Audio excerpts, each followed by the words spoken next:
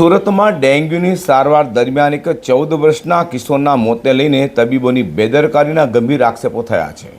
સુરતના પાંડેસરાના સ્વસ્તિક હોસ્પિટલમાં સારવાર લઈ રહેલી કિશોર અભિષેક સિંહનું ઇન્જેક્શન આપ્યા બાદ અચાનક જ મોત થયું હોવાનો પરિવાર આક્ષેપ કરતા હાલ સનસનાટી મચી જવા પામી છે. સુરતના તેરેનામ ચોકડી નજીક આવેલા સ્વસ્તિક હોસ્પિટલમાં 14 વર્ષના અભિષેક સિંહને 2 દિવસથી તાવ આવતો હોવાથી સારવાર માટે લઈ જવામાં આવ્યો હતો.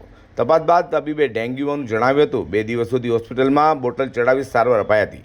તબીબે બાળકને હોસ્પિટલમાં દાખલ કરવાની સલાહ પણ આપી હતી. જોકે પરિવાર બાળકને બોટલ ચડાવીને ઘરે લઈ ગયો હતો. પરિવારના જણાવ્યા મુજબ બુધવારે રાત્રે આશરે 10:30 કલાકે અભિષેકને ઇન્જેક્શન આપ્યું હતું. ઇન્જેક્શન આપ્યાના આશરે અડધા કલાકમાં જ બાળક બેભાન થઈ ગયો હતો અને બાદમાં તેનું કરુણ મોત થવા પામ્યું હતું. મૃતકના પિતા બલરામસિંહ હોસ્પિટલ પર ખોટી અથવા એક્સપાયરી દવા તેમજ હેવી ડોઝનું ઇન્જેક્શન આપ્યાનો ગંભીર આક્ષેપ કર્યો છે. જોકે આક્ષેપોની સત્તાવાર પુષ્ટિ હજી સુધી થઈ નથી. વોચમેન તરીકે કામ કરતા પિતાએ તબીબી બેદરકારી દાખવનાર તબીબ સામે પોલીસ ફરિયાદ કરી કડક કાર્યવાહી કરવાની માંગ કરી છે. મૃતક અભિષેકના પરિવારમાં માતા પિતા ઉપરાંત એક ભાઈ અને એક બહેન છે.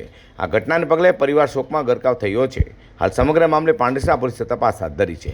उसको बुखार आया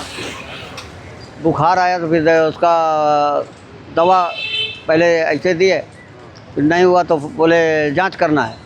जांच करा के दवा किए और 2 दिन तक बाटल चढ़ाए.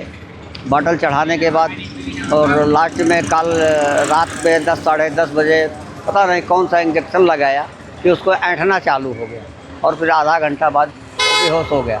अब बेहोश हुआ तो फिर उठा. स्वस्तिक हॉस्पिटल कहाँ पे है स्वस्तिक? ये नवदुर्गा मेडिकल के पास तेरे नाम रोड बगल में तेरे मेडिकल के सामने.